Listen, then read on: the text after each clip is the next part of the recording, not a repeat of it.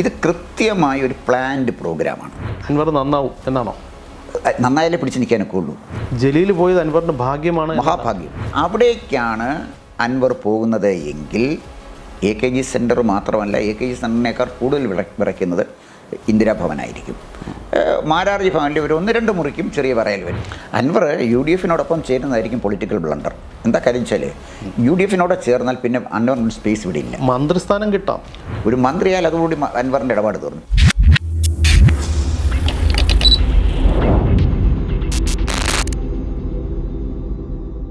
നമസ്കാരം. ഇൻ്റർവ്യൂവിൻ്റെ പുതിയൊരു അധ്യായത്തിലേക്ക് സ്വാഗതം. അതിഥിയായി ചേരുന്നു Shri Konni Gopakumar. Welcome sir, welcome to interview. CPM-ലൊരു വലിയൊരു കൊട്ടാര വിപ്ലവം കഴിഞ്ഞു എന്ന് പറയാൻ പറ്റില്ല. ഓൾമോസ്റ്റ് ഒരു ഫസ്റ്റ് ഫേസ് കഴിഞ്ഞു എന്ന് വേണമെങ്കിൽ പറയാം. അത് കഴിഞ്ഞത് നിയമസഭാ സമ്മേളനം ആരംഭിച്ചിരിക്കുകയാണ്. ഒറ്റയാനായി ഇടഞ്ഞു നിൽക്കുന്ന PV അൻവർ ഒറ്റയാനായി തന്നെ നിൽക്കുന്നു. താങ്കൾക്ക് എന്ത് തോന്നുന്നു? അനുഷ, എനിക്ക് ഇതൊരു ചരിത്രപരമായി വിശകലനം ചെയ്യുന്ന ഒരു വിഷയമാണിത്. കാരണം കൃത്യമായി കമ്മ്യൂണിസ്റ്റ് പാർട്ടിയുടെ ചരിത്രം പരിശോധിച്ച് വന്നാൽ നാളത്തെ ചരിത്രം communist party of India Marxist അൻവറിന് മുമ്പും അൻവറിന് ശേഷവും എന്ന തരത്തിൽ ഡിവൈഡ് ചെയ്യപ്പെടുമോ എന്ന് നമ്മൾ ഒരു ചരിത്രം പരിശോധിച്ച് നോക്കിയാൽ നമുക്കൊരു സംശയം തോന്നും.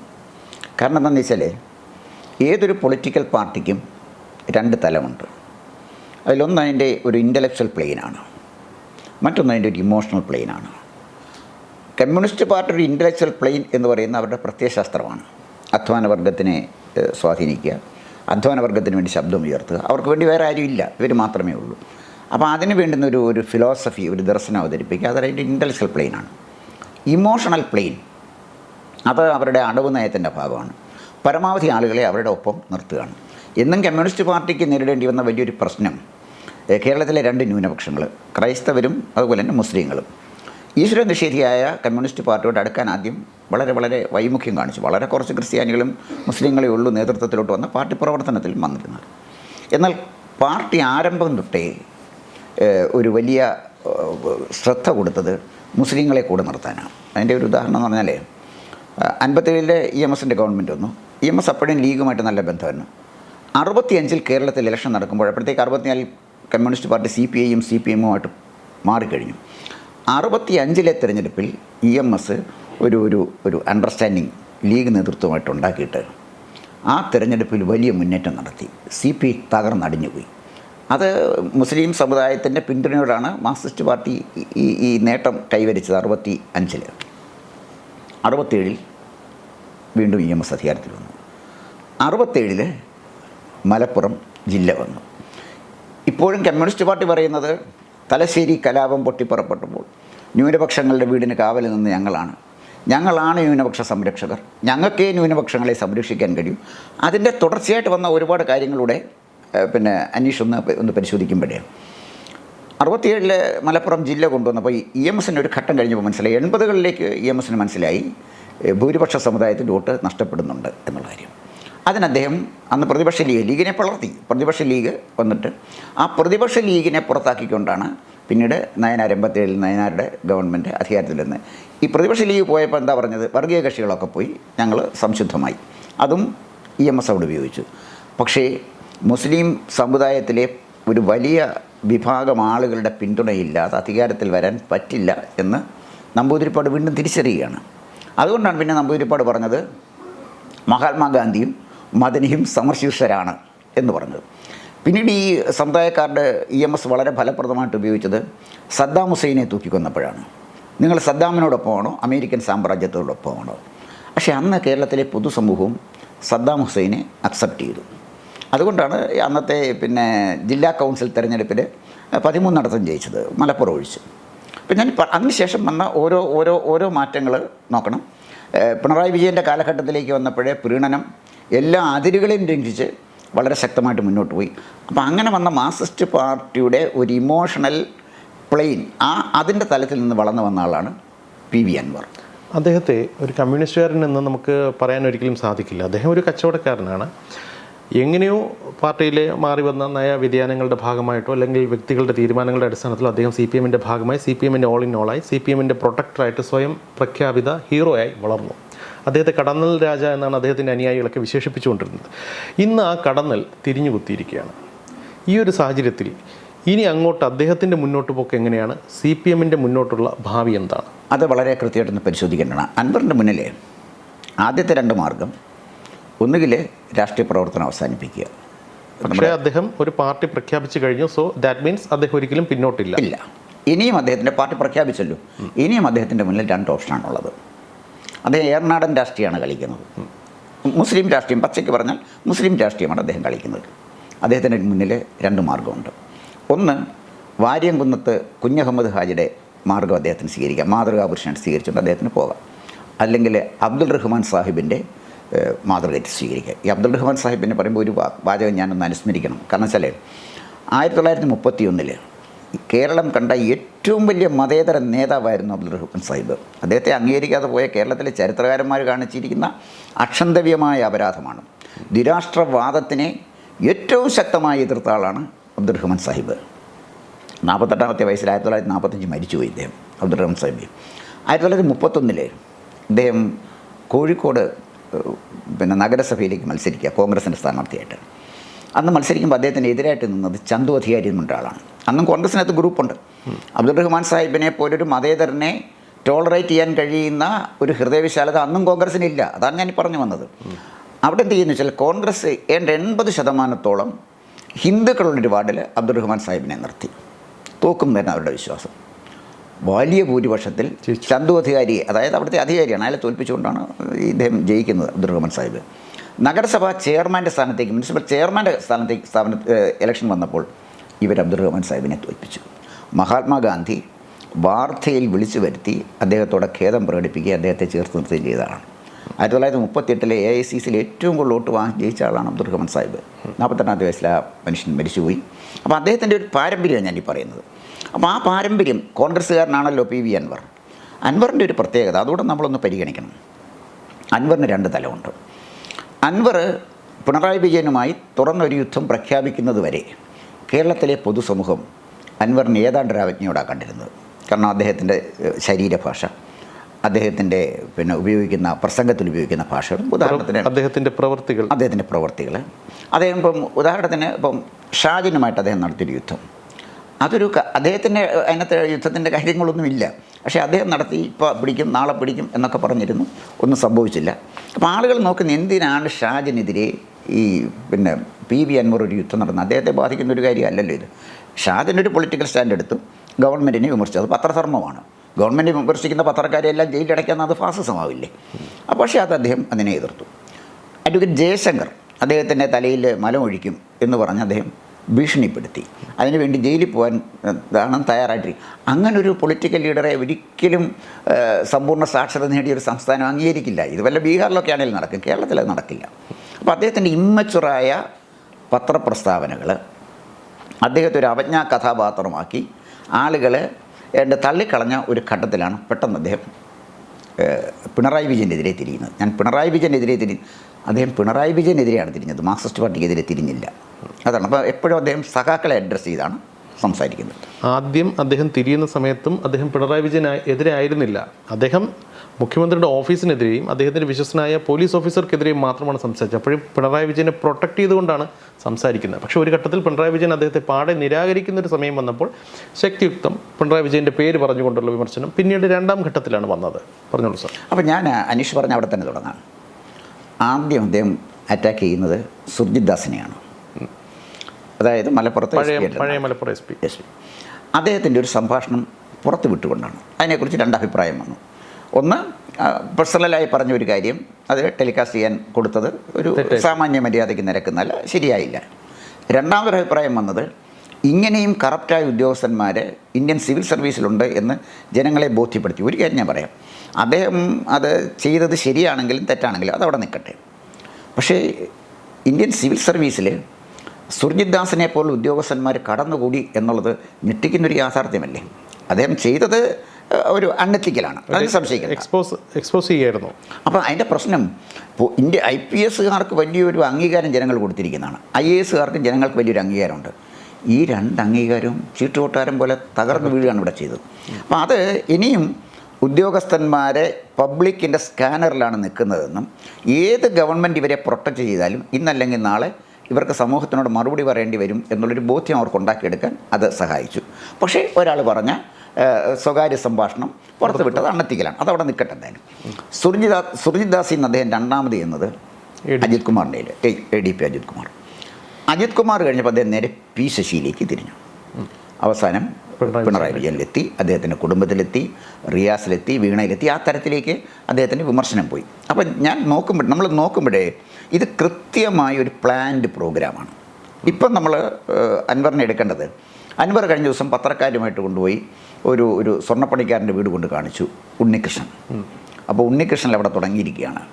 ഇനി ഉണ്ണികൃഷ്ണനിൽ നിന്ന് എവിടെ എത്തും നമുക്ക് പറയാൻ പറ്റത്തില്ല. സുർജിത് ദാസിൽ നിന്ന് പിണറായി വിജയൻ എത്തിയെങ്കിൽ ഉണ്ണികൃഷ്ണനിൽ നിന്ന് അത് എവിടെ എത്തുമെന്ന് നമുക്ക് പറയാൻ പറ്റില്ല. എനിക്ക് തോന്നുന്നത് വളരെ പ്ലാൻഡായിട്ടാണ് ഈ അൻവർ നീങ്ങുന്നത്.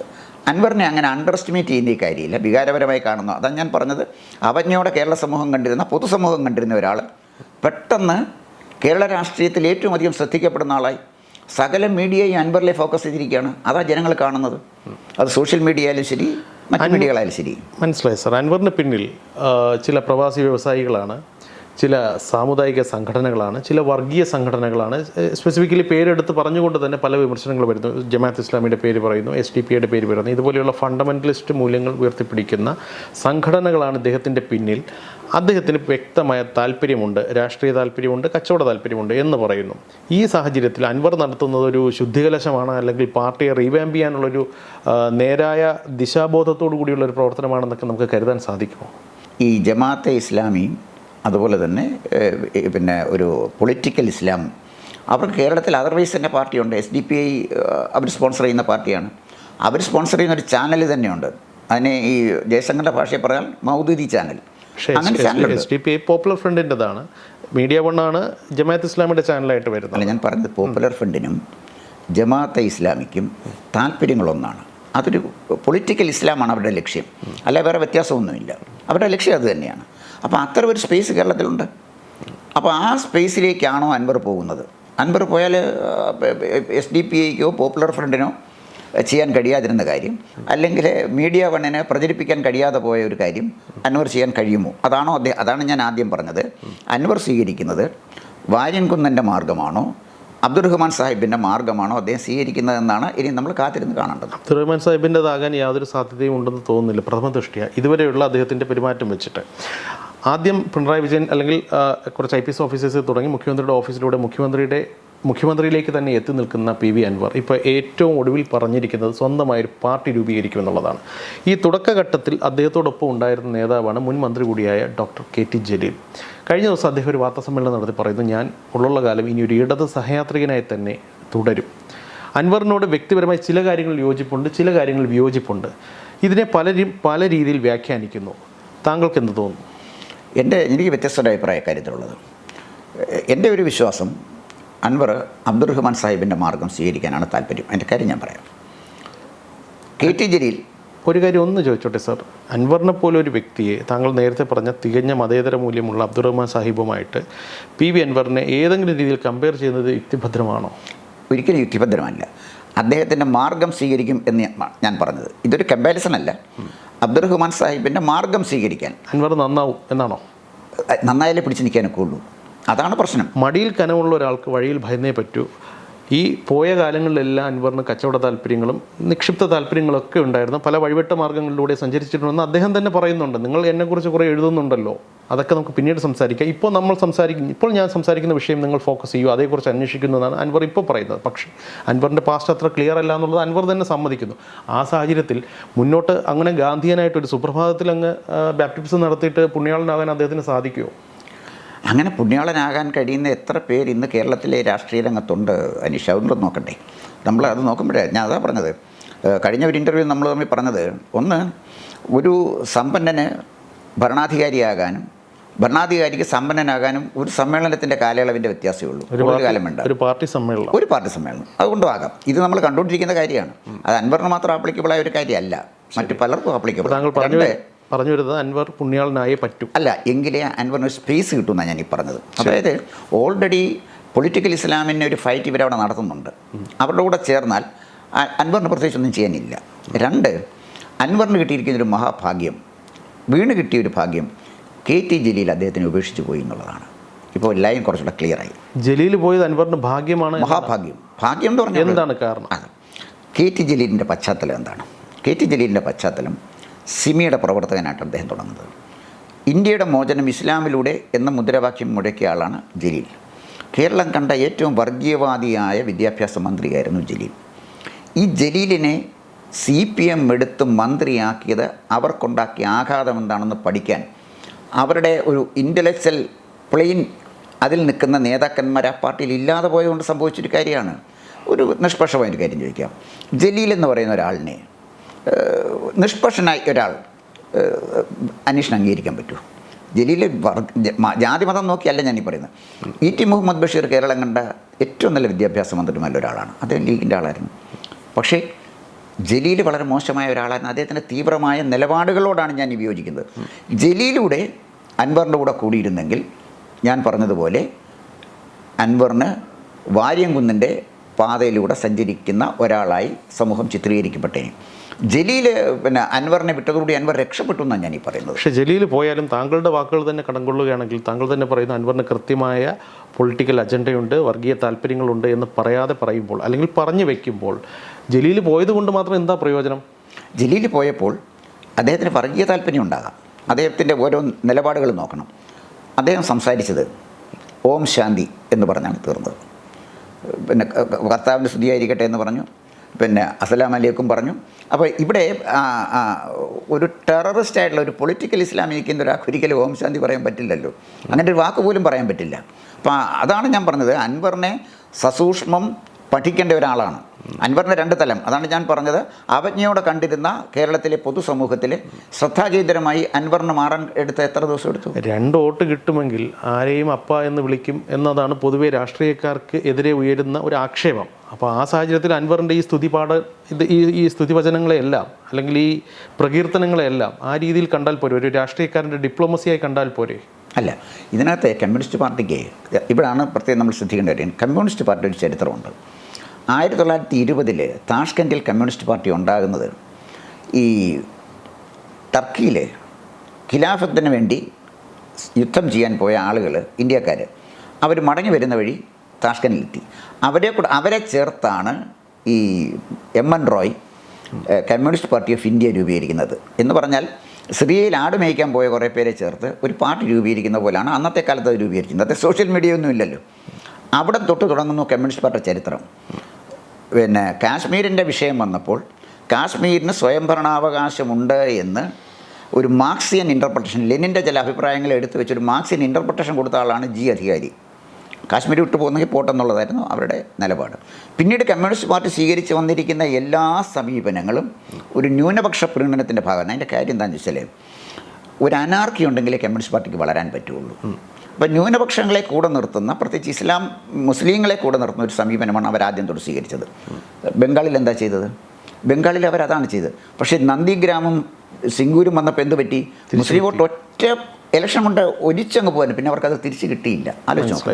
അൻവറിൻ്റെ വിഷയത്തിലേക്ക് വന്നു കഴിഞ്ഞാൽ അൻവർ CPM-ആയിട്ട് ഇടഞ്ഞു, പുകഞ്ഞുള്ളി പുറത്ത് തന്നെയെന്ന് തീരുമാനമായതോടുകൂടി, അല്ലെങ്കിൽ അങ്ങനെ ആകുമെന്ന് നേരത്തെ അറിഞ്ഞുകൊണ്ട് തന്നെ അൻവർ കൽപ്പിച്ച് കൂട്ടി ഇറങ്ങി തിരിച്ച് കുറേയധികം ബഹളങ്ങൾ കാണിച്ചു. ഒടുവിൽ അദ്ദേഹം പുറത്തായി.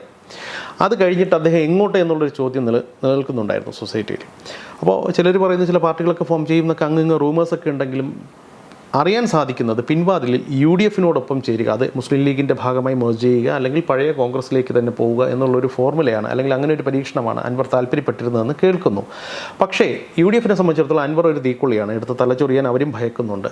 അവർ വെച്ചൊരു ഫോർമുലയാണ്, നിങ്ങളൊരു പാർട്ടി ഫോം ചെയ്യൂ, കൂടെ കുറച്ച് ആൾക്കാരെ കൂട്ടൂ, വിമതരായ അല്ലെങ്കിൽ ഒരുപക്ഷെ CPM-ൽ പിണറായി വിജയനെതിരെ നിൽക്കുന്ന കുറച്ച് ആൾക്കാരെ ഒപ്പം കൂട്ടി ഒരു സംഘടനയായി ഫോം ചെയ്ത് വരും, അതിനെ UDF-ൻ്റെ ഭാഗമാക്കൂ, നമുക്ക് സഹകരിച്ച് മുന്നോട്ട് പോകാം. അങ്ങനെ ഒരു ഫോർമുല UDF കൊടുത്തതായും ആ ഫോർമുലയുടെ ആഫ്റ്റർ എഫക്റ്റാണ് അദ്ദേഹം ഇപ്പോൾ പ്രഖ്യാപിച്ചിരിക്കുന്ന പാർട്ടി പ്രഖ്യാപനം എന്നൊക്കെ പറയുന്നു. താങ്കൾക്ക് എന്ത് തോന്നുന്നു? അതിന് മറ്റൊരു വ്യാഖ്യാനമായിക്കൂടെ? അതായത് പിണറായി വിജയനെതിരെ ഒരു കൊട്ടാര വിപ്ലവം, നിശബ്ദമായൊരു കൊട്ടാര വിപ്ലവം CPM-ൽ നടന്നുകൂടാ എന്നില്ല. CPM-ലെ ചില നേതാക്കന്മാർ അൻവറിനെ എന്തുകൊണ്ട് സ്പോൺസർ ചെയ്തുകൂടാ? അവർക്ക് പറയാൻ പറ്റാത്ത, അവർക്ക് പറയാൻ ധൈര്യമില്ലാത്ത, അവർ പറഞ്ഞാൽ അവർക്ക് നഷ്ടമുണ്ടാകുന്ന അപ്രിയമായ ചില അഭിപ്രായങ്ങൾ അൻവറിലൂടെ അവർ പറയിപ്പിക്കുന്നതുമാകാമല്ലോ. സാധ്യതയുണ്ട്. ആദ്യഘട്ടത്തിൽ തന്നെ അങ്ങനെ പല പേരുകളും പറഞ്ഞിരുന്നു. പി ജയരാജൻ അദ്ദേഹത്തിൻ്റെ പേര് ഉൾപ്പെടെ പറഞ്ഞു. പക്ഷേ അദ്ദേഹം അത് ഡിനേ ചെയ്യുകയുണ്ടായി പിന്നീട് ഒരു സാഹചര്യത്തിൽ. പക്ഷേ അൻവറിനെ സംബന്ധിച്ചിടത്തോളം അദ്ദേഹത്തിൻ്റെ നിലനിൽപ്പാണ്. അദ്ദേഹം ഒരു രാഷ്ട്രീയക്കാരൻ എപ്പോഴും നിലനിൽപ്പായിരിക്കും നോക്കുക. 2 ടൈം LDFിൽ പൂർത്തിയായ സാഹചര്യത്തിൽ അദ്ദേഹത്തിന് ഇനി ഒരിക്കൽ കൂടെ അവിടെ ഒരു മത്സരിക്കാനുള്ളൊരു സ്പേസ് ഉണ്ടാകണമെന്നില്ല. മത്സരിക്കാൻ സ്പേസ് കിട്ടിയാൽ തന്നെ മന്ത്രിയാകണമെന്നില്ല. ഇനി മന്ത്രിയാകാനുള്ളൊരു സാഹചര്യം ഒത്തു വന്നു കഴിഞ്ഞാൽ പിണറായി വിജയൻ 3ാമതൊരു ടേം മുഖ്യമന്ത്രി ആകാത്ത പക്ഷം അൻവറിൻ്റെ ഭാവി അത്ര ശോഭനമായിരിക്കില്ല. So it's better to quit. LDFിൽ നിന്ന് പോവുക, വിമതസ്വരം ഉയർത്തുക, ഇവിടെ ഒരു പടയാളിയുടെ പരിവേഷത്തോടു കൂടി UDF പാളയത്തിൽ ചേക്കേറി കഴിഞ്ഞാൽ അവിടെ ഒരു സേഫ് ലാവണമുണ്ടെന്ന് അൻവർ തിരിച്ചറിഞ്ഞിട്ട് നടത്തിയൊരു കളിയാണ് ഇത് എന്ന് പറഞ്ഞു കഴിഞ്ഞാൽ നിഷേധിക്കാൻ സാധിക്കുമോ? ഞാനും ചോദിച്ചോട്ടെ, ഏറനാട് നടന്ന തെരഞ്ഞെടുപ്പിൽ 2016 2011 ഞാൻ ഓർക്കുന്നില്ല. ഏറനാട് നടന്ന തെരഞ്ഞെടുപ്പിൽ PK ബഷീർ ജയിച്ചു. 2ാം സ്ഥാനത്ത് വന്ന അൻവറാണ്. CPIയുടെ സ്ഥാനാർത്ഥി 3ാം സ്ഥാനത്തേക്ക് പോയി. അൻവർ സ്വതന്ത്രനായി തന്നെ നിന്നാൽ നിലമ്പൂർ ജയിക്കാൻ കഴിയുമോ ഇല്ലയോ എന്നുള്ള അവിടുത്തെ തെരഞ്ഞെടുപ്പ് കഴിഞ്ഞാലേ അറിയാൻ പറ്റുള്ളൂ നമുക്ക്. അപ്പോൾ അൻവറിൻ്റെ ഒരു ഗ്രാഫ് നോക്കണം, ഒരു പൊളിറ്റിക്കൽ ഗ്രാഫ്, ബിസിനസ് എന്തോ ആകട്ടെ. 2014 അദ്ദേഹം വയനാട് മത്സരിക്കുകയാണ്, മോശമല്ലാത്ത വോട്ട് പിടിച്ചു. അതിനുശേഷമാണെന്ന് തോന്നുന്നു ഏറനാട് മത്സരിക്കുന്നു, അവിടെയും 2ാം സ്ഥാനത്ത് എത്തുന്നു. ഇടതുപക്ഷം 3ാം സ്ഥാനത്ത് പോകുന്നു എന്ന് ആലോചിച്ച് നോക്കണം. പിന്നീടാണ് CPM അദ്ദേഹത്തിനെ എടുത്തതും നിലമ്പൂരിൽ മത്സരിക്കുന്നതും ആര്യാടൻ മുഹമ്മദിൻ്റെ മകനെ തോൽപ്പിച്ച് ഷൗക്കത്തിനെ തോൽപ്പിച്ച് ജയിക്കുന്നത്. അപ്പോൾ ശരിക്കും പറഞ്ഞാൽ ആര്യാടൻ ഷൗക്കത്തിൻ്റെ ഒരു സ്പേസ് UDFിലുണ്ട്. ആര്യാടൻ ഷൗക്കത്ത് എന്നും നിലമ്പൂരിൽ ജയിച്ചിട്ടുള്ളത്, അദ്ദേഹം ഒരു പൊതുസമൂഹത്തിൻ്റെ അംഗീകാരം നേടിയിട്ടുള്ളതും മുസ്ലിം ലീഗിനെതിരായിട്ട് അദ്ദേഹം സ്വീകരിച്ച സമീപനം കൊണ്ടാണ്. ഒരിക്കലും അദ്ദേഹം പാണക്കാട് തങ്ങളുടെ അനുഗ്രഹം തേടാൻ പോയിട്ടുള്ള ഒരാളല്ല ആര്യാടൻ മുഹമ്മദ്. പക്ഷേ ആര്യാടനെ ഒരിക്കലും കോൺഗ്രസ് അംഗീകരിച്ചില്ല. അബ്ദുറഹ്മാൻ സാഹിബിനെ പറ്റിയ അതേ ഗതികേടാണ് ആര്യാടൻ മുഹമ്മദിനും കോൺഗ്രസിൻ്റെ ഭാഗത്തുനിന്നുണ്ടായത്. കാരണം ദേശീയ ബോധമുള്ള ഒരു മുസ്ലിം നേതാവിനെ ടോളറേറ്റ് ചെയ്യാൻ കോൺഗ്രസിന് കഴിഞ്ഞിട്ടില്ല. അതാണ് സംഭവിച്ചത്. മനസ്സിലായി. സർ, ഇതിനിടയിൽ കേൾക്കുന്നൊരു കാര്യം, ഇപ്പോൾ അൻവറുമായിട്ട് ഒരു സഹകരണത്തിന് തയ്യാറല്ല എന്ന് പറഞ്ഞ് പിൻവാങ്ങിയ ഡോക്ടർ KT ജലീൽ, അതൊരു പൊളിറ്റിക്കൽ ഡ്രാമയാണെന്ന് പറയുന്നു. കുറച്ചുകൂടെ വ്യക്തമാക്കാം.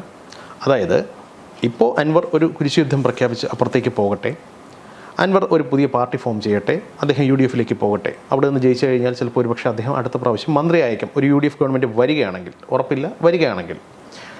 അതേസമയം KT ജലീൽ ഇപ്പോൾ നിലവിലെ സാഹചര്യത്തിൽ സഖാവ് പിണറായി വിജയൻ്റെ വിശ്വസ്തനായി നിന്ന ഒരാളാണ്. ഉടനടി ഒരു വെറുപ്പിക്കലിലൂടെ അദ്ദേഹത്തിന് അപ്പുറത്തേക്ക് പോകാൻ സാധിക്കില്ല. കാലക്രമേണ അൻവറിനോടൊപ്പം തന്നെ വരികയും ആ പാർട്ടിയുടെ മുഖമായി മാറുകയും, അതായത് അൻവറിന് ഒരു പൊളിറ്റിക്കൽ മുഖം എന്ന് പറയുന്നത് ശരിക്കും കച്ചവട മുഖമാണ്. അതേസമയം ഒരു ഇൻ്റലക്ച്വൽ പരിവേഷത്തോടു കൂടി ആ പാർട്ടിയുടെ ഒരു മുഖമായി സമുദായ സംഘടനകളുമായിട്ടുള്ളൊരു ലൈസൺ വർക്ക്, അത്തരം കാര്യങ്ങൾ കോർഡിനേഷൻ ചെയ്യുക, ഫണ്ട് റൈസിംഗ് ഉൾപ്പെടെയുള്ള കാര്യങ്ങൾ മോണിറ്റർ ചെയ്യുക, അത്തരം കാര്യങ്ങൾക്ക് വേണ്ടിയിട്ട് ജലീൽ പാർട്ടിയുടെ മുഖമായും ആ പാർട്ടിയുടെ പാർലമെൻ്ററി മുഖമായിട്ട് അൻവറും മാറുന്ന ഒരു ഫോർമുല അത് അണിയറയിൽ പ്ലാൻ ചെയ്തു എന്നും, ആ പ്ലാനിങ് തൽക്കാലം എക്സിക്യൂട്ട് ചെയ്യേണ്ട, തൽക്കാലം അൻവർ മാത്രം പോകട്ടെ, ജലീൽ പിൻവാങ്ങട്ടെ, ഇങ്ങനെ ഒരു ഫോർമുല അവർ പരീക്ഷിക്കുന്നതായിട്ട് കേൾക്കുന്നു. ശരിയാണോ എന്നറിയില്ല. താങ്കൾക്ക് എന്ത് തോന്നുന്നു? അല്ല, അതിനകത്ത് KT ജലീലിനെ മുന്നേ നിർത്തി അൻവർ പോയാൽ അൻവറിന് ഒരിക്കലും ലക്ഷ്യസ്ഥാനത്ത് എത്താൻ പറ്റില്ല. KT ജലീൽ എത്ര കാലം CPMൽ നിൽക്കുന്നു, എത്ര കാലം അദ്ദേഹം അവിടുത്തെ പാർട്ടി നേതൃത്വത്തിൽ തുടരുന്നു, അത്രയും കാലം CPMനെ സംബന്ധിച്ചുള്ള ഒരു വെല്ലുവിളിയാണ്. കാരണം അങ്ങനെ അംഗീകരിക്കാൻ പറ്റുന്ന പൊതുസമൂഹത്തിൻ്റെ ഒരു അക്സെപ്റ്റൻസ് ഉള്ള ലീഡർ അല്ല KT ജലീൽ. അതാണ് ഞാൻ പറഞ്ഞത്. ഇവിടെ പ്രശ്നം എന്ന് വെച്ചാൽ ജലീലിന് സിമിയുടെ പാരമ്പര്യമാണ്. അതേസമയം അൻവറിൻ്റെ അച്ഛൻ ഷൗക്കത്ത് അലി കോൺഗ്രസ്സുകാരനായിരുന്നു, പിതാമഹന് മുഹമ്മദ് അലിയും കോൺഗ്രസ്സുകാരനാണ്. 300 വർഷത്തെ പാരമ്പര്യമുള്ള ഫാമിലിയാണ്. അത് ഒരു സത്യമാണ്. അൻവർ വലിയൊരു പാരമ്പര്യമുള്ള ഒരു കോൺഗ്രസ് പാരമ്പര്യമുള്ള ഒരു കുടുംബത്തിലാണ്. അദ്ദേഹം എങ്ങനെ ആയാലും ശരി. അപ്പം അവിടെയുള്ള പ്രത്യേകത അതാണ്. ഒരിക്കൽ ചെന്ന് പിണറായി വിജയൻ ചെന്നപ്പോൾ അദ്ദേഹം ചോദിച്ചു നെഹ്റു കിടന്ന മുറി ഏതാണെന്ന് ചോദിച്ചു എന്നൊക്കെ അൻവർ പറയുന്നുണ്ടല്ലോ. ശരിക്കും നോക്കിയാൽ ഏറനാട്ടെ ഏറ്റവും അധികം രാഷ്ട്രീയ പാരമ്പര്യമുള്ള കുടുംബത്തിൽ ജനിച്ചു വളർന്ന ആളാണ് PV അൻവർ. ഇപ്പോൾ പാണക്കാട് തങ്ങൾക്ക് ആത്മീയമായ ഒരു പാരമ്പര്യമാണ്, പൊളിറ്റിക്കൽ അല്ലാതെ. ഇത് പൊളിറ്റിക്കലായിട്ടുള്ള വലിയൊരു പാരമ്പര്യം അവകാശപ്പെടാൻ പറ്റുന്ന ആൾ PV അൻവറാണ്. അപ്പോൾ അൻവറിനെ സംബന്ധിച്ചിടത്തോളം അൻവറിന് ഇപ്പോൾ ഉണ്ടായ ഈ ഡാമേജ്, അതായത് അദ്ദേഹത്തിന് പൊതുസമൂഹത്തിൽ നിന്ന് അകന്ന് നിൽക്കുന്ന അദ്ദേഹത്തിൻ്റെ ഈ ഭീഷണിയും അല്ലെങ്കിൽ ഗുണ്ടാ രാഷ്ട്രീയവും അതൊക്കെ പൊതുസമൂഹം വെറുക്കുന്നതാണ്. അതിൽ നിന്ന് മാറി സ്വയം അഗ്നിശുദ്ധി വരുത്താനുള്ള ഒരു സമയം 2016 കൊണ്ട് നടക്കും. അങ്ങനെ വരുമ്പോൾ ഒരു രീതിയിൽ അദ്ദേഹം KT ജലീലിനെ പോലെ ഒരു വ്യക്തിയുമായി സമരസപ്പെടില്ല എന്ന് തന്നെയാണ് താങ്കൾ പറയുന്നത്. ജലീലുമായിട്ട് സമരസപ്പെട്ടാൽ അത് അവസാനം താങ്കളുടെ വാദം അംഗീകരിക്കുന്നു. എന്നാലും അതിന് വിരോധാഭാസം എന്നുള്ള രീതിയിൽ മറ്റൊരു ചോദ്യം വീണ്ടും ചോദിക്കട്ടെ. ജലീൽ ഞാൻ നേരത്തെ പറഞ്ഞതുപോലെ ഒരു ഫോർമുലയുടെ ഭാഗമായിട്ട് ഇദ്ദേഹവുമായിട്ട് ഒരു അന്തർധാരയിൽ തന്നെ പോവുകയായിരുന്നു. പക്ഷേ ജലീലെ, നീ നമ്മളോടൊപ്പം നിൽക്കൂ, നിനക്കൊരു രാജ്യസഭാ സീറ്റ് തരാം എന്ന് ഇടതുപക്ഷത്തു നിന്ന് ഒരു ഓഫർ കിട്ടിയെന്നും ആ ഓഫറിൻ്റെ അടിസ്ഥാനത്തിൽ അൻവറിനെ ജലീൽ ഉപേക്ഷിക്കുകയായിരുന്നു എന്നും ഒരു കിംവദന്തി കേൾക്കുന്നു. താങ്കൾക്ക് എന്ത് തോന്നുന്നു? അതിന് സാധ്യതയുണ്ട്. എന്താണെന്ന് വെച്ചാൽ ഞാനതാ മുമ്പേ പറഞ്ഞത്, ഒരു ഇൻ്റലക്ച്വൽ പ്ലെയിൻ നഷ്ടപ്പെട്ടു പോയി നിൽക്കുകയാണ് മാർക്സിസ്റ്റ് പാർട്ടി. അവിടെ ബുദ്ധിമാന്മാരില്ല. കാര്യങ്ങൾ ചെയ്തു പോകാനുള്ള ഒരു പൊളിറ്റിക്കൽ ഇൻ്റലിജൻസ് അവർക്ക് നഷ്ടപ്പെട്ട് നിൽക്കുക. സത്യത്തിന് ജലീലിന് അത് ഓഫർ ചെയ്യും. കാരണം കമ്മ്യൂണിസ്റ്റ് പാർട്ടി ആദ്യം സറണ്ടർ ചെയ്ത ആരുടെ മുന്നിലാണ്? കമ്മ്യൂണിസ്റ്റ് പാർട്ടിക്ക് ഒരു സിസ്റ്റം ഉണ്ടായിരുന്നു. അവരാദ്യം സറണ്ടർ ചെയ്തത് ജോസ് കെ മാണിയുടെ മുന്നിലാണ്. ജോസ് കെ മാണിക്ക് പിന്നെ രാജ്യസഭാ സീറ്റ് കൊടുക്കേണ്ടി വന്നില്ലേ? അത് ആദ്യത്തെ സറണ്ടറാണത്. അത് സറണ്ടറാണ്. ജോസ് കെ മാണിയുടെ മുന്നിൽ സറണ്ടർ ചെയ്ത CPM എന്തുകൊണ്ട് ജലീലിൻ്റെ മുന്നിൽ സറണ്ടർ ചെയ്തുകൂടാ? സറണ്ടർ ചെയ്തേക്കാം. അതിൻ്റെ സ്ഥിതി അതാണ്. സറണ്ടർ ചെയ്തേക്കാം. മനസ്സിലായി. പക്ഷേ ജലീലിനെ മുന്നേ നിർത്തി ന്യൂനപക്ഷ വോട്ട്, മുസ്ലിം വോട്ട് പിടിക്കാൻ അവർ ശ്രമിക്കുമ്പോൾ അവർക്കുണ്ടായിരുന്ന ഹിന്ദു വോട്ടിൻ്റെ ചോർച്ച കൂടുതൽ വേഗത്തിലാകും എന്നുള്ളതാണ് അവർ നേരിടുന്ന വലിയ പ്രതിസന്ധി. താങ്കൾ നേരത്തെ പറഞ്ഞതുപോലെ അൻവർ അങ്ങനെ ഒരു പൊതുസ്വീകാര്യനായി ഉയർന്നു വരാൻ ശ്രമിക്കുന്നതിൻ്റെ ഭാഗമായിട്ട് എന്നുള്ളതിനപ്പുറത്തേക്ക് അദ്ദേഹം ആവർത്തിച്ച് പറയുന്നു RSS ബാന്ധവം, RSSൻ്റെ നാവായി മുഖ്യമന്ത്രി മാറുന്നു. ഓരോ വാക്കിലും ഓരോ സെൻറ്റൻസിലും ഒരു RSS കൂടെ ഇട്ട് RSSനെ വിമർശിച്ചുകൊണ്ടാണ് PV അൻവർ മുന്നോട്ട് പോകുന്നത്. ഇത് മലബാർ മേഖലയിലെ മുസ്ലിം വോട്ടുകളെ, എസ്പെഷ്യലി ന്യൂനപക്ഷ വിഭാഗങ്ങളെ മുഴുവനായി തന്നോടൊപ്പം നിർത്താനുള്ള ഒരു അടവ് നയമാണ് എന്ന് പറയുന്നു. താങ്കൾക്ക് എന്ത് തോന്നുന്നു? അത് വളരെ കൃത്യമായൊരു അടവായിട്ടാണ് എനിക്ക് തോന്നുന്നത്. ആദ്യം മുഖ്യമന്ത്രിയിലെത്തി അദ്ദേഹം നേരെ പോയി റിയാസിലേക്ക് പോയി. റിയാസിൻ്റെ പേര് തന്നെ നിയാസ് എന്നാണ് പറഞ്ഞു. പിന്നെ അത് കറക്റ്റ് ചെയ്ത് റിയാസ് ആക്കിയത് പോലും. അപ്പോൾ റിയാസിലേക്ക് പോയി കഴിഞ്ഞപ്പോൾ അദ്ദേഹം എന്താ ചോദിച്ചത്? റിയാസ് ഒക്കെ DYFIയുടെ നേതാവായിരുന്നു, അദ്ദേഹം മന്ത്രിയൊക്കെ ആയിക്കോട്ടെ, പക്ഷേ CPMൻ്റെ സംസ്ഥാന സെക്രട്ടേറിയറ്റിലേക്ക് വരാനുള്ള എന്ത് സീനിയോറിറ്റിയാണ് റിയാസിനുള്ളത് എന്ന ചോദ്യം പൊതുസമൂഹത്തിൻ്റെ തലവേദനയൊന്നുമില്ല. CPMൽ നിൽക്കുന്ന പലരും ചോദിക്കുന്ന ഒരു ചോദ്യമായിക്കൂടാ എന്നുണ്ടോ? അതാണ് ഒന്നാമത്തെ കാര്യം. ഇന്ന് അദ്ദേഹം കൈകാര്യം ചെയ്തിരിക്കുന്ന ഷംസീറിനെയാണ്. ഷംസീർ ഇന്ത്യയിലെ ഏറ്റവും ശക്തമായ ഒരു സാംസ്കാരിക സംഘടനയാണ് RSS എന്നും RSSൻ്റെ നേതാവിനെ ക്രമസമാധാന ചുമതലയുള്ള ADGP പോയി കണ്ടതിൽ തെറ്റില്ല എന്ന് പറഞ്ഞതിലാണ് പിടിച്ചിരിക്കുന്നത്. എന്ന് പറഞ്ഞാൽ അദ്ദേഹം തെരഞ്ഞു പിടിച്ച് CPMലെ മുസ്ലിം നേതാക്കന്മാർക്കെതിരായിട്ടാണ് അദ്ദേഹം തിരിയുന്നത്. അതായത് CPMൻ്റെ ഒരു പ്രോ ഇസ്ലാമിക് മുഖം തകർക്കുക, അതിൻ്റെ റെപ്രസെൻറ്റേറ്റീവ്സ് ആരൊക്കെ, അതിൻ്റെ പ്രതികൾ ആരൊക്കെയുണ്ടോ അവരെ തകർക്കുക എന്ന ലക്ഷ്യത്തോടുകൂടി തന്നെയാണ് അൻവർ പോകുന്നത്. CPM RSSൻ്റെ നാവായി മാറുന്നു, അല്ലെങ്കിൽ മുഖ്യമന്ത്രി പിണറായി വിജയൻ RSSൻ്റെ നാവായി മാറുന്നു എന്നുള്ളതാണ് പ്രധാന ആക്ഷേപം. തൃശ്ശൂർ പൂരം കലക്കലിൽ ഉൾപ്പെടുന്നത് ആ ഒരു കാര്യമാണ്. ഇനി അതിൽ നിന്ന് അത്ര പെട്ടെന്നൊരു മോചനം CPMന് ഉടനടി സാധ്യമാകുമെന്ന് കരുതാനാകില്ല. ഈ സാഹചര്യത്തിൽ പരമാവധി CPM നേതാക്കന്മാരെ എല്ലാം RSS കോർണറിലേക്ക് മാറ്റി നിർത്തിയിട്ട് ഇതര ന്യൂനപക്ഷ വിഭാഗങ്ങളെയും ദളിത് വിഭാഗങ്ങളെയും മറ്റ് പിന്നോക്കക്കാരെയും എല്ലാം ഒപ്പം കൂട്ടി മലപ്പുറത്ത് സുൽത്താനായി മാറാനാണ് അൻവർ ശ്രമിക്കുന്നത് എന്ന് പറഞ്ഞാൽ വിജയിക്കുമോ? താങ്കൾ എന്ത് തോന്നുന്നു? അല്ല, ഇത് നേരത്തെ തന്നെ SDP ഒരു പൊളിറ്റിക്കൽ സ്ട്രാറ്റജി ആയിരുന്നു, ദളിത് പിന്നോക്ക ന്യൂനപക്ഷ ഐക്യത്തിലൂടെ അധികാരം പിടിച്ചെടുക്കുക എന്നുള്ളത്. അത് ജനസംഖ്യാനുപാതികമായി നോക്കാമെങ്കിൽ അത് കറക്റ്റാണ്.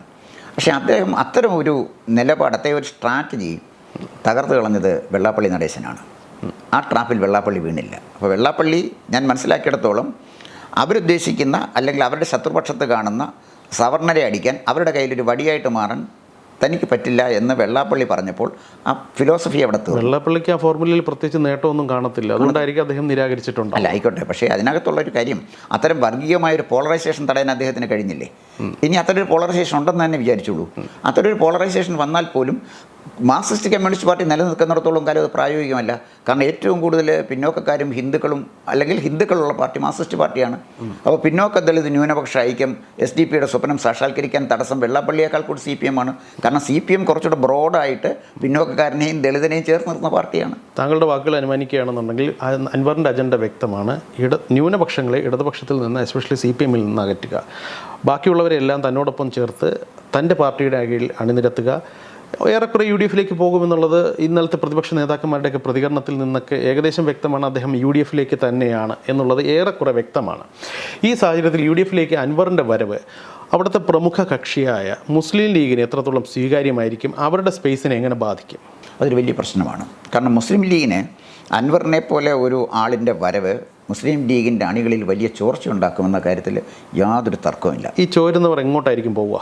അൻവറിനോടൊപ്പം പോകും. ലീഗിന് ചോരുന്ന ആളുകൾ ഇടതുപക്ഷത്തേക്ക് പോവില്ല, അൻവറിനോടൊപ്പം പോകും. മറ്റൊരു കാര്യം അനീഷും ശ്രദ്ധിക്കേണ്ടത്, അൻവർ പറഞ്ഞ സ്റ്റേറ്റ്മെൻറ്റിലെ ഏറ്റവും പ്രാധാന്യം ഞാൻ കൊടുക്കുന്നത് ഈ രാഷ്ട്രീയ നേതാക്കന്മാർ തമ്മിലുള്ളൊരു അൺഹോളി നെക്സസിനെ കുറിച്ചാണ്. അത് നമ്മൾ പ്രത്യേകം പരിഗണിക്കുന്ന ഒരു കാര്യമാണ്. പുള്ളി ചോദിച്ചത് കേരളത്തിലെ എല്ലാ രാഷ്ട്രീയ നേതാക്കന്മാരും തമ്മിലൊരു നെക്സസ് ഉണ്ട്, ആവർത്തിച്ച് പറയുന്ന ഒരു കാര്യമാണ്.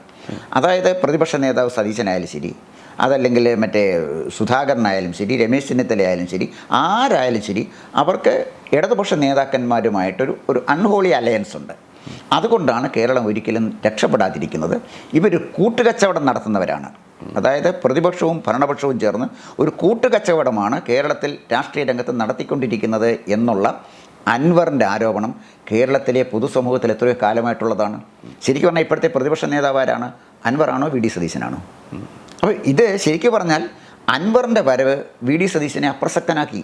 എത്രയൊക്കെ ശ്രമിച്ചിട്ടും റേറ്റിംഗിൽ നോക്കിക്കോളൂ, വി ഡി സതീശൻ്റെ സ്റ്റേറ്റ്മെൻ്റ് അല്ല ആളുകൾ കാണുന്നത്, അൻവറിൻ്റെ സ്റ്റേറ്റ്മെൻറ്റാണ്. എന്ന് പറഞ്ഞാൽ പിണറായി വിജയനെ എതിർക്കാൻ തക്ക കഴിവുള്ള ഒരാളെ പ്രതിപക്ഷത്ത് നിൽക്കുന്ന ഒരാളെന്നുള്ള നിലയിൽ അൻവർ മാറിക്കഴിഞ്ഞു.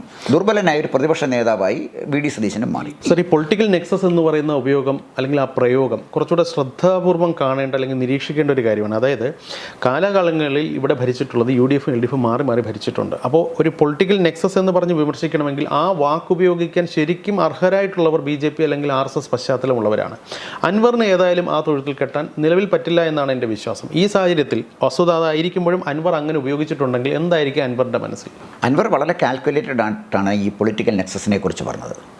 അതായത് VS അച്യുതാനന്ദൻ പ്രതിപക്ഷ നേതാവായിരിക്കുന്ന ഘട്ടം വരെ പൊളിറ്റിക്കൽ നെക്സസിന് ഒരു പ്രാധാന്യം ഉണ്ടായിരുന്നില്ല. ഒരു പൊളിറ്റിക്കൽ നെക്സസ് ഇമ്പോസിബിൾ ആയിരുന്നു. അതിനുശേഷമാണ് ഈ പൊളിറ്റിക്കൽ നെക്സസ് വരാൻ സാധ്യത. അത് ഒരു പക്ഷേ രമേശ് ചെന്നിത്തല, പിന്നെ വരുമ്പോഴത്തേക്ക് വി ഡി സതീശൻ. അത് അൻവർ പറഞ്ഞ ഒരു വാചകം മറക്കരുത്, ഞാൻ ചില കാര്യങ്ങൾ തുറന്നു പറഞ്ഞാൽ AKG സെൻറ്റർ വിറയ്ക്കും. അതാണ് അദ്ദേഹം പറഞ്ഞ ഒരു കാര്യം. പണ്ട് സ്വപ്ന സുരേഷ് ഇതൊക്കെ പറഞ്ഞതാണ്. എന്തായാലും ശരി, അതുപോലെയല്ല അൻവർ പറഞ്ഞിരിക്കുന്നത്. അൻവർ നിയമസഭാ അംഗമാണ്. അപ്പം അദ്ദേഹം പറഞ്ഞിരിക്കുന്നത് AKG സെൻറ്റർ വിറയ്ക്കും എന്നതിനെക്കുറിച്ച്.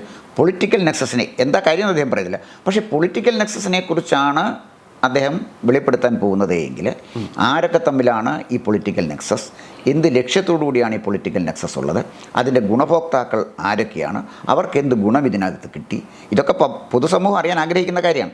അവിടേക്കാണ് അൻവർ പോകുന്നത് എങ്കിൽ AKG സെൻറ്റർ മാത്രമല്ല, AKG സെൻറ്ററിനേക്കാൾ കൂടുതൽ വിറയ്ക്കുന്നത് ഇന്ദിരാഭവനായിരിക്കും. മാരാർജി ഭവനിൽ ഒരു 1-2 മുറിക്കും ചെറിയ പറയൽ വരും. മാരാർജി ഭവൻ മുഴുവൻ കുരുങ്ങുമെന്ന് ഞാൻ കരുതുന്നു. മനസ്സിലായി. പക്ഷേ ഇവിടെ ചോദ്യം പ്രസക്തം അൻവർ അത് പറയുമോ എന്നുള്ളതാണ്.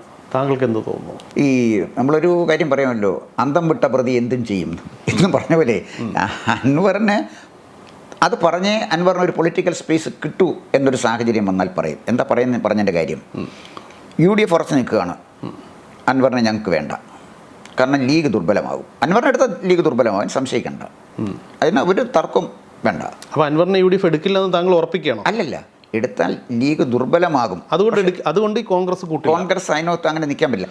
UDF ടേംസ് ഡിക്റ്റേറ്റ് ചെയ്യുന്ന ലീഗാണ്. കോൺഗ്രസിന് അതിൻ്റെ കാര്യമൊന്നുമില്ല.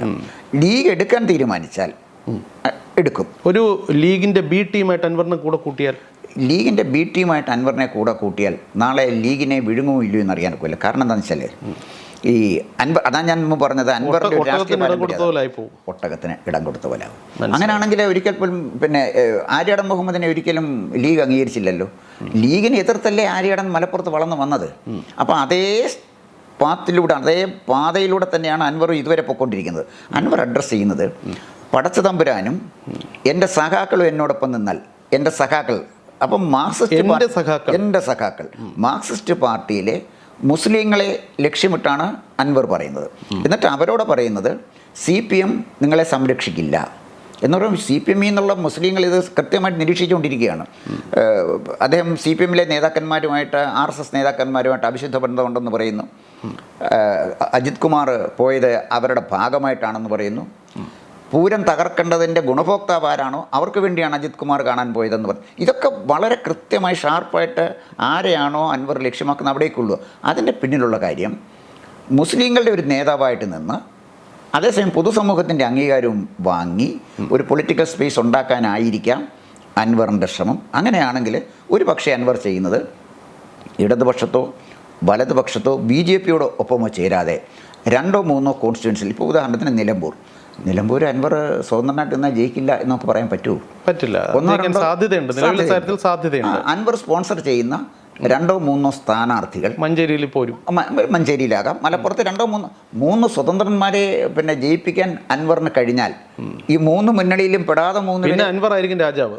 പിന്നെ അൻവർ ആയിരിക്കും ടേംസ് ഡിക്റ്റേറ്റ് ചെയ്യുന്നത്. അതുകൊണ്ട് താങ്കൾ മനസ്സിലായി സർ, താങ്കൾ നേരത്തെ പറഞ്ഞ ഒരു കാര്യമുണ്ട്, അന്തം വിട്ട പ്രതി എന്തും ചെയ്യും. അൻവറിനെ സംബന്ധിച്ചിടത്തോളം അൻവർ പോരടിച്ചിരിക്കുന്നത്, അല്ലെങ്കിൽ അൻവർ തെറ്റിപ്പിരിഞ്ഞിരിക്കുന്നത് ഏതെങ്കിലും ഒരു DYFI നേതാവിനോടോ SFIയുടെ ചോട്ടാ നേതാവിനോടോ അല്ല, സഖാവ് പിണറായി വിജയനോടാണ്. ഇപ്പോൾ നിലവിലെ പ്രായോഗിക രാഷ്ട്രീയത്തിൻ്റെ ആ ഒരു സൂത്രപ്പണികൾ നോക്കുമ്പോൾ അൻവറിനൊരു പൊളിറ്റിക്കൽ അസൈലം അനിവാര്യമാണ്. അദ്ദേഹത്തെ സംബന്ധിച്ചിടത്തോളം ഒരു ഇൻഡിപെൻഡൻ്റായി നിൽക്കുന്നതിനേക്കാൾ കുറച്ചുകൂടെ സേഫ് എന്ന് പറയുന്നത് ഏതെങ്കിലും പ്രബലമായ, ഏതെങ്കിലും എന്ന് പറയുമ്പോൾ LDF അല്ലെങ്കിൽ UDF, അത് ഇപ്പോൾ തൽക്കാലം ഓപ്ഷനുള്ളൂ. UDFിലേക്ക് വരിക, അവരുടെ ഘടകകക്ഷിയാകുക, അവിടെ നിൽക്കുക, ജയിക്കുക, മന്ത്രിയാവുക, അവിടെ നിന്നുകൊണ്ട് വളരുക. ഇതായിരിക്കും അദ്ദേഹത്തിൻ്റെ ഒരു ഫോർമുല. അദ്ദേഹം പ്രായോഗിക ബുദ്ധി ഉപയോഗിക്കുകയാണെങ്കിൽ അതായിരിക്കും സ്വാഭാവികമായി അദ്ദേഹം തിരഞ്ഞെടുക്കുക. അങ്ങനെ തിരഞ്ഞെടുക്കാൻ സാധ്യതയുള്ളൊരു വഴി മുന്നിൽ നിൽക്കുമ്പോൾ ഈ പറയുന്ന പൊളിറ്റിക്കൽ ഈ ലൈസൺ വർക്കിൻ്റെ കാര്യമൊക്കെ അദ്ദേഹം വെളിപ്പെടുത്തി സ്വന്തം ചെയർ നശിപ്പിക്കാനുള്ളൊരു സാധ്യത അത് ബുദ്ധിപരമായിരിക്കും. അങ്ങനെ ഒരു മണ്ടത്തരം അൻവർ കാണിക്കുമോ? അൻവർ UDFിനോടൊപ്പം ചേരുന്നതായിരിക്കും പൊളിറ്റിക്കൽ ബ്ലണ്ടർ. എന്താ കാര്യം വെച്ചാൽ UDFിനോട് ചേർന്നാൽ പിന്നെ അൻവറിന് സ്പേസ് ഇവിടെ ഇല്ല. മന്ത്രിസ്ഥാനം കിട്ടാം, അത് ഒരു ഷോർട്ട്. മഞ്ഞളാംകുഴിയാലി പറഞ്ഞൊരു കാര്യമുണ്ട്, ആർക്കാണ് മന്ത്രിയാകാൻ ആഗ്രഹമില്ലാത്തത്? പാദങ്ങൾക്കും വലിയ മോഹങ്ങളെന്ന് പറയുന്നില്ലേ. ഒരിക്കലെങ്കിലും ജീവിതത്തിൽ ഒരു പഞ്ചായത്ത് മെമ്പറെങ്കിലും ആയിട്ടുള്ള ഒരാൾ സ്വാഭാവികമായി ആഗ്രഹിക്കുക ആ ക്യാബിനറ്റിൽ ഒന്നിരിക്കണം. അൻവറിന് മന്ത്രിയാവണമെന്നൊരു ആഗ്രഹം തോന്നിയാൽ തെറ്റു പറയാൻ പറ്റുമോ? അല്ല, അൻവറിന് മന്ത്രിയാണെന്ന് ആഗ്രഹം തോന്നിയാൽ തെറ്റ് പറയാൻ ഒക്കത്തില്ല. അൻവറിൻ്റെ മോഹങ്ങൾ അതിൽ കൂടുതലായിക്കൂടെ? രാജാവാകുന്നതിന് കിങ് മേക്കർ ആയ പോരെ? അങ്ങനെയും ചിന്തിക്കാം. അങ്ങനെ അതാ പറഞ്ഞത്, അൻവർ സ്വതന്ത്രനായിട്ട്, അതാ ഈ നെക്സസ് മുന്നിൽ നിർത്തിക്കൊണ്ട് അൻവർ കേരള രാഷ്ട്രീയത്തിലൊരു ചലനമുണ്ടാക്കുകയും പ്രത്യേകിച്ച് ഏറനാടൻ മേഖലയിൽ മുസ്ലിങ്ങളുടെ താല്പര്യം സംരക്ഷിക്കാൻ കോൺഗ്രസിനോ ലീഗിനോ ഇടതുപക്ഷത്ത് CPMനോ കഴിയില്ല. BJP പ്രഖ്യാപിത ശത്രുക്കളുമാണ്. അവിടെ അവർക്ക് ആശ്രയിക്കാൻ കഴിയുന്ന ധീരനായ ഒരു നേതാവിനെയാണ്. അത്തരം ഒരു ധീരനായ നേതാവാണ് താൻ എന്ന് വരുത്തി തീർക്കാൻ അൻവർ ശ്രമിച്ചാൽ, അൻവറിൻ്റെ ചില നോമിനികൾ 2 or 3 സ്ഥലത്ത് നിന്ന് ജയിച്ചാൽ കേരള രാഷ്ട്രീയം മാറുമെന്ന് മാത്രമല്ല, കൂടുതൽ വിലപേശൽ ശക്തിയുള്ള ഒരു രാഷ്ട്രീയ നേതാവ് എന്നുള്ള തലത്തിലേക്ക് അൻവർ ഉയരുകയും ചെയ്യും. ഒരു മന്ത്രിയാൽ അതോടുകൂടി അൻവറിൻ്റെ ഇടപാട് തീർന്നു, പിന്നെ ഒരു സ്പേസ് ഇല്ല. അപ്പോൾ അതുകൊണ്ട് തന്നെ മന്ത്രിയാകുന്നു എന്ന് പറയുമ്പോൾ തന്നെ ആലോചിച്ച് നോക്കണം, അൻവറിനെ മാത്രം ടാർഗറ്റ് ചെയ്തായിരിക്കും ഇടതുപക്ഷ MLAമാർ നിൽക്കുന്നത് പ്രതിപക്ഷത്താണെങ്കിൽ. അപ്പോൾ അവിടെ ഒരു മന്ത്രിയായിരുന്ന് ഫലപ്രദമായി പ്രവർത്തിക്കാൻ അൻവറിന് കഴിയില്ല, പ്രത്യേകിച്ച് CPMൻ്റെ കടുത്ത ശത്രുത ഉള്ളതുകൊണ്ട്. അവസാനമായി താങ്കളുടെ വാക്കുകളുടെ ഒരു സംക്ഷിപ്തം നമുക്കൊന്ന് പരിശോധിക്കുകയാണെന്നുണ്ടെങ്കിൽ, UDFിൽ പോയി ഒരു മന്ത്രിയാകാൻ മോഹിക്കുന്നതിനേക്കാൾ നല്ലത് മലപ്പുറത്തിൻ്റെ സുൽത്താൻ്റെ ആ ഒരു കിരീടം, അതാണ് അൻവർ ലക്ഷ്യമിടുന്നത്. അത് തന്നെയാണ് ഞാൻ ഉദ്ദേശിക്കുന്നത്. മനസ്സിലായി. ഏതായാലും വരും ദിവസങ്ങളിൽ അൻവറിൻ്റെ നീക്കങ്ങൾ ഇനി അറിയാനിരിക്കുന്നതേ ഉള്ളൂ. നമുക്ക് നോക്കാം. നന്ദി.